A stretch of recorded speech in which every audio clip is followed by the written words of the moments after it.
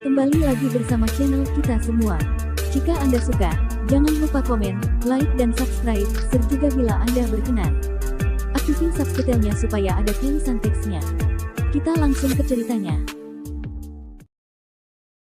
Perintah Kaisar Naga. Bab 4970-49. Saat jimat bergabung ke dalam formasi kota, seluruh kota bergetar hebat, dan para biksu berpakaian gelap menjadi pucat dan memuntahkan darah satu demi satu. Nama saya Dev Chen. Saya datang ke tuan kota Anda untuk bertemu dengannya. Jika ada yang menghentikanku, jangan salahkan aku karena membunuh yang menghalangi. Suara Dev terdengar di seluruh kota seperti lonceng besar, dan menyebabkan awan pecah. Biksu berpakaian gelap itu menyingkir dengan wajah jelek. Ketika Dev dan yang lainnya melewati kota terakhir, rumah penguasa kota sudah ada di depan mereka. Gerbang kota perlahan terbuka, dan seorang pria parubaya berjubah piton emas berdiri dengan tangan di tangannya. Penguasa kota macan terbang, lah yang meringankan beban itu. Tatapannya menyapu Dev dan lainnya seperti listrik, siapa kalian bertiga? Mengapa saya belum pernah melihat kalian di kota badak? Dev dan lainnya melangkah ke halaman, dan kemudian sebuah batu giok kuno terbang keluar dari lengan baju Dev, Tuan Kota Jie, tidak peduli siapa kami, yang penting adalah kami dapat bernegosiasi dengan Anda atas nama penguasa kota Niu. Chandler Jie mengambil batu giok kuno dan berkontraksi dengan tiba-tiba. Suasana di halaman langsung mengeras, hanya angin sepoi-sepoi yang menyapu dedaunan yang berguguran dan berputar-putar di antara mereka berdua. Tentu saja, Chandler mengenal batu giok kuno ini. Ini adalah simbol identitas Miles Niu. Dengan batu giok kuno ini, seseorang bisa membuat janji apapun atas nama Miles. Jika itu masalahnya, mari kita bicarakan. Chandler mengembalikan batu giok kuno ke Dev dan berkata, "Bicaralah denganmu, bisakah kamu memanggil tuanmu?" Dev bertanya. "Omong kosong, saya adalah penguasa kota macan terbang. Jika saya tidak bisa menjadi tuannya, siapa lagi yang bisa menjadi tuan?" Chandler mendengus dingin. "Meskipun kamu adalah penguasa kota macan terbang, kamu mungkin tidak memiliki cukup kualifikasi untuk menjadi tuan di sini, aku khawatir kamu tidak berkuasa sepenuhnya di sini, benar, kan?" Setelah Dev selesai berbicara, dia melihat ke arah barat. Karena di sebelah barat rumah penguasa kota, ada pegunungan di sebelah barat, dan ada lebih dari selusin kota di sepanjang jalan, yang semuanya berada dalam lingkup pengaruh kota macan terbang. Dan Dev menemukan bahwa lusinan kota di kota macan terbang membentuk formasi, meskipun sekilas, kota-kota ini melindungi kota utama di tengahnya. Tetapi Dev memperhatikan bahwa mata formasi ini berada di pegunungan, dan ada sebuah kota besar di pegunungan, yang merupakan jenis kota kecil yang tidak dapat dilihat oleh siapapun. Dengan seluruh formasi besar berada di atas kota kecil ini, yang jelas tidak masuk akal. Oleh karena itu, Dev berspekulasi bahwa Chandler ini hanyalah penguasa kota di sisi baiknya, dan orang yang benar-benar menguasai kota macan terbang pasti ada di kota kecil itu. "Omong kosong apa yang kamu bicarakan? Aku sama sekali tidak tahu apa maksudmu. Jika Anda tidak ingin berbicara, silakan pergi. Bagaimanapun, putra Miles ada di tangan saya, dan saya punya banyak waktu untuk menunggunya berbicara." Chandler tampak sangat marah, dan berkata dengan wajah dingin. Melihat ekspresi Chandler, Dev menjadi semakin yakin bahwa tebakannya benar sekali. "Tentu saja aku ingin bicara, kalau tidak, kami tidak akan bepergian ke sini sejauh ribuan mil." Dev berkata, "Baiklah, karena kamu ingin bicara, ayo masuk ke dalam." Setelah Chandler selesai berbicara, dia masuk ke kamar terlebih dahulu. "Saudaraku, berhati-hatilah dengan penipuan." Setelah melihat ini, peri gila itu mengingatkan Dev. "Menantu yang berbudi luhur, mari kita berhati-hati. Chandler ini jelas mempermainkan kita, dan dia juga mengirim seseorang untuk menguji level tersebut." Tobias Son juga mengingatkan Dev. "Kalian berdua tunggu saja di luar, aku akan masuk dan melihatnya sendiri. Jika ada bahaya, Anda akan segera mundur dan meninggalkan saya sendirian." Dev berkata pada peri gila dan Tobias Son. "Saudaraku, menurutmu aku ini siapa? Saya telah menjadi saudara Anda dan saya tidak akan membiarkan Anda dalam kesulitan." Peri gila itu berkata dengan setia.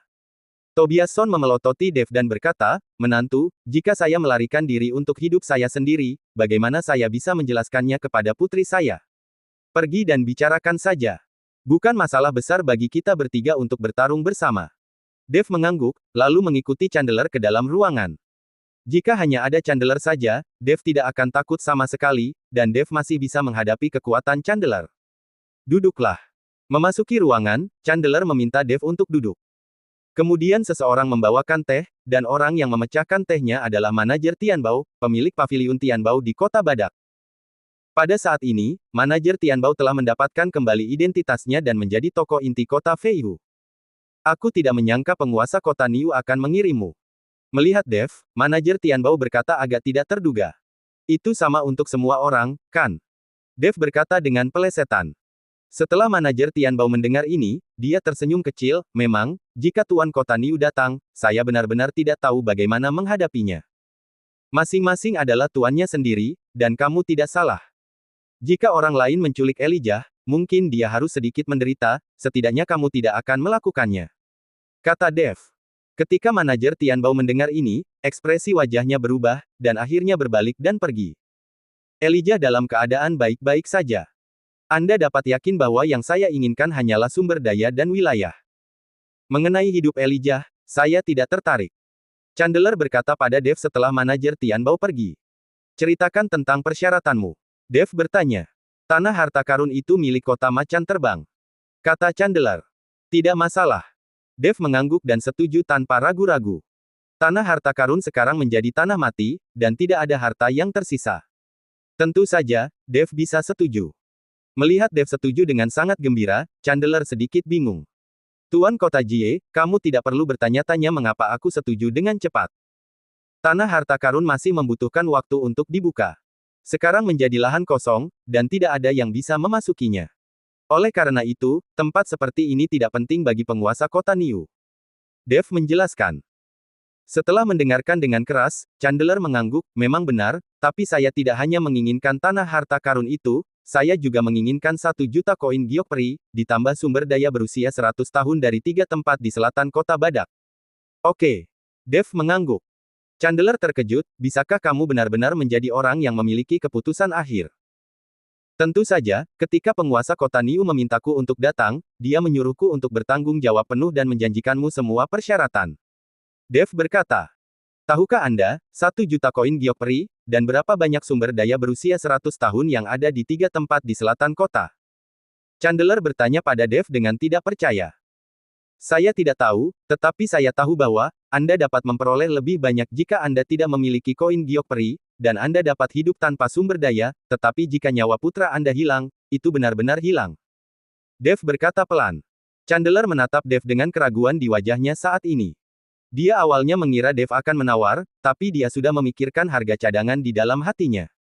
Negosiasi, bukankah hanya ada pengajuan dan persetujuan? Tapi sekarang, Dev setuju dengan sangat gembira, membuat Chandler bingung, merasa Dev tidak bermain kartu sesuai rutinitas. Bisakah kamu benar-benar memiliki keputusan akhir? Chandler bertanya lagi. Tentu saja, tapi aku berjanji padamu dengan syarat kamu juga membiarkanku bertemu Elijah. Jika saya tidak dapat melihat siapapun, bukankah semua yang kita bicarakan tidak ada artinya? Dev berkata, oke. Chandler mengangguk, lalu bertepuk tangan ringan, dan manajer Tianbao, yang telah pergi, masuk bersama Elijah. Wajah Elijah jelek, dan dia jelas ketakutan. Ketika dia melihat Dev, wajahnya penuh dengan keraguan. Elijah, jangan takut, aku di sini untuk menjemputmu pulang. Dev melangkah maju, menepuk bahu Elijah dengan ringan dan berkata. Tepat ketika Dev menepuk bahu Elijah, aura sudah disuntikkan ke tubuh Elijah.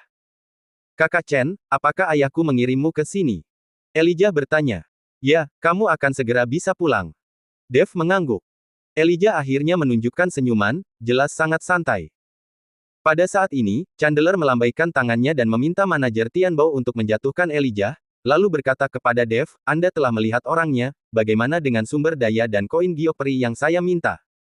Tuan Kota Jie, kamu juga tahu bahwa hal-hal ini tidak dapat dikumpulkan untuk sementara waktu. Izinkan saya memberitahu Tuan Kota Niu dan biarkan dia mengumpulkannya untuk Anda dalam waktu 3 hari, lalu mengirimkannya.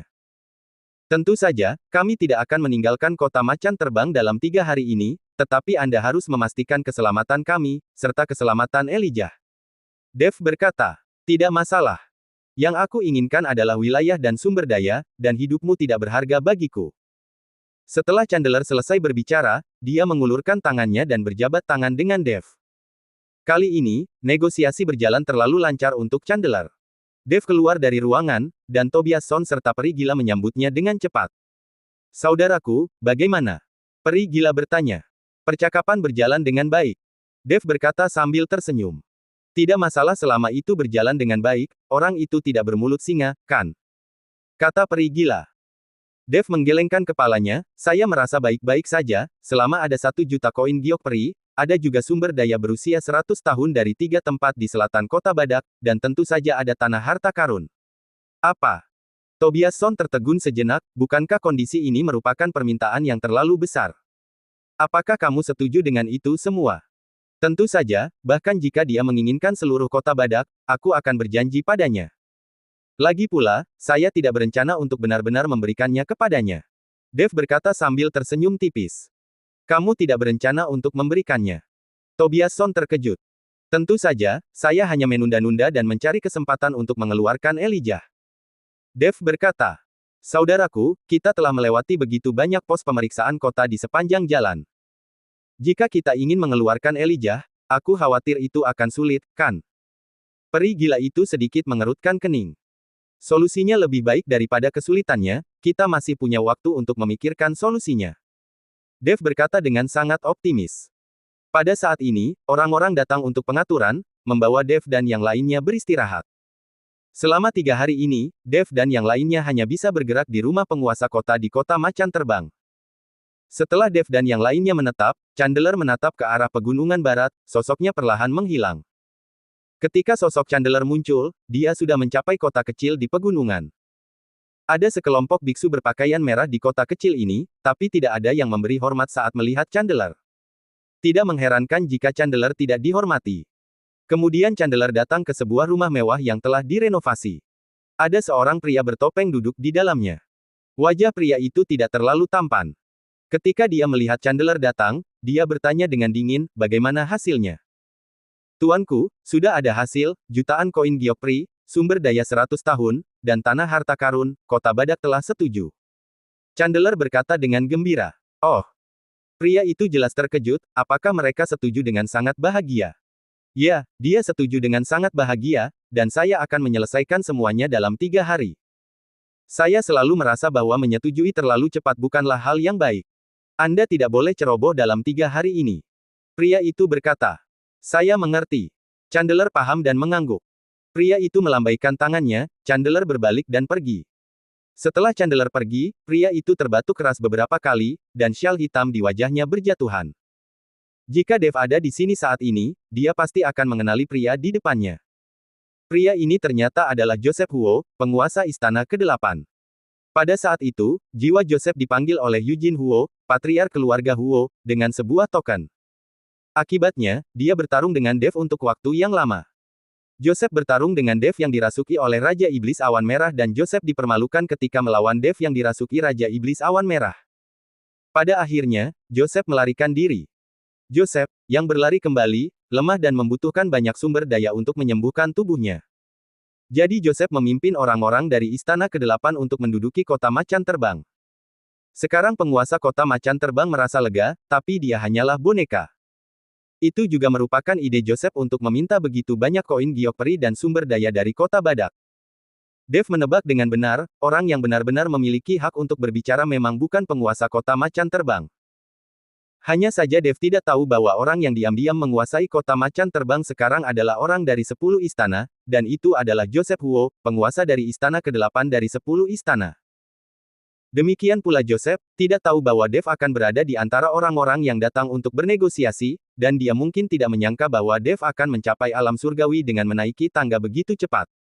Pada saat ini, di rumah penguasa kota-kota Macan Terbang, Dev, Tobias Son, dan peri gila tidak beristirahat, tetapi melihat ke malam yang gelap dan diam-diam berjalan keluar ruangan. Rumah tuan kota ini sangat besar, di mana kita harus menemukan Elijah. Tobias Son mengerutkan kening sedikit. Ayah mertua, aku sudah menyuntikkan sedikit aura ke dalam tubuh Elijah, dan sekarang aku hanya perlu merasakan sedikit auraku untuk menemukan Elijah. Setelah Dev selesai berbicara, dia perlahan-lahan memancarkan kesadaran ilahi dan mulai mengeksplorasi aura yang dia tinggalkan pada Elijah.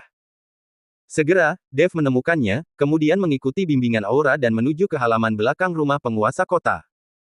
Meskipun ada tentara yang berpatroli di sepanjang jalan, mereka semua tidak dapat menemukan Dev dan yang lainnya. Karena rumah penguasa kota-kota macan terbang berada di tengah-tengah lusinan kota, tidak ada orang jahat yang akan berani masuk ke sini, dan para prajurit yang berpatroli ini akan mengendur pengamanan. Di sebuah ruangan di halaman belakang, Dev berhenti. Elijah ada di sini. Dev menunjuk ke ruangan itu dan berkata. Tampaknya Elijah memang belum disiksa. Dia tidak dipenjarakan di penjara besar, tapi dipenjarakan di sebuah ruangan. Ini dianggap sebagai penculikan yang baik. Aku akan mengeluarkannya. Setelah melihat ini, peri gila itu buru-buru bergegas masuk, hendak mengeluarkan Elijah. Tapi dia ditarik oleh Dev. Tunggu, biarkan aku melihat apakah ada formasi.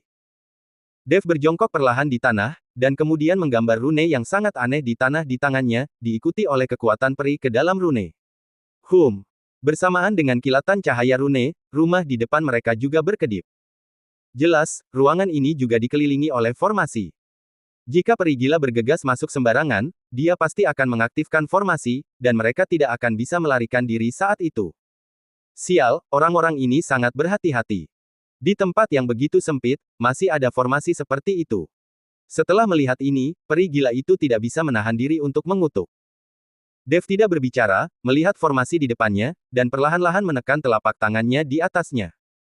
Dia ingin mematahkan formasi secara paksa, tidak mencari mata formasi, lagi pula waktu mereka terbatas. Saat cahaya keemasan dari telapak tangan Dev terpancar, formasi di sekitar rumah mulai berangsur-angsur kehilangan cahayanya, dan akhirnya menghilang sama sekali. Oke. Setelah Dev selesai berbicara, peri gila langsung bergegas ke dalam ruangan, lalu mengeluarkan Elijah. Elijah terkejut dan hendak berteriak. Ketika dia melihat Dev, dia langsung menutup mulutnya. Jangan bicara, ikuti kami, aku akan membawamu keluar. Dev berkata pada Elijah.